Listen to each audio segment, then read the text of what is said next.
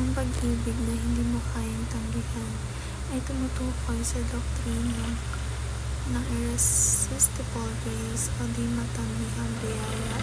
Sa teolohiyang Calvinist, ayon sa aral na ito, kapag pinili ng Diyos ang isang tao upang maligtas, tiyak na maliligtas siya dahil ang biyaya ng Diyos ay mabisang kumikilos sa kanyang puso at isipan.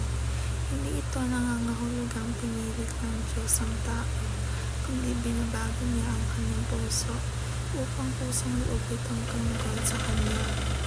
Sa John chapter 6 verse 37, sinabi ni Jesus na ang lahat ng ibinibigay sa akin ng Ama ay lalapit sa akin. At sa John chapter 6 verse 44, malinaw na walang makalalapit sa kanya malibang hilahin ng Ama. Ang salitang hilahin dito ay nangangahulugang mabisang pagkilos ng Diyos. Hindi simpleng paanyaya lamang dahil sa likas na pagkasira ng tao, bunga ng kasalanan, total depravity. Hindi siya makakalapit sa Diyos sa sariling kakayahan, kaya't kinakailangan ng irresistible grace. Ang makapangyarihang pag-ibig ng Diyos na binabago ang puso ng tao upang ito'y magtiwala, sumasampalataya at magmamahal kay Kristo.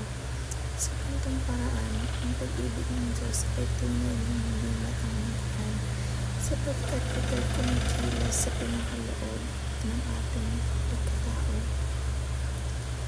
Love God because He first loved us. Ito ay buod na isang napakalalim na katotohanan sa pananampalatayang Kristiyano. Sa hangon ng 1 John 4:19, tayo umiibig sapagkat siya ang unang umibig sa atin. Pinakita nito na ang ating pag-ibig sa Diyos ay hindi nagsisimula sa ating sarili kakayahan, kundi bilang tugon sa kanyang unang pagkilos na pag-ibig.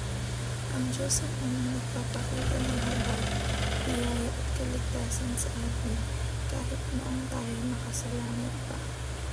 Sa pamamagitan ng kanyang walang hanggang pag-ibig, binuksan niya ang ating puso upang makilala at mahalin siya. Kahit ang ating pagmamahal sa Diyos ay hindi utang na loob lamang, kundi bunga ng isang pusong binago ng kanyang walang hanggang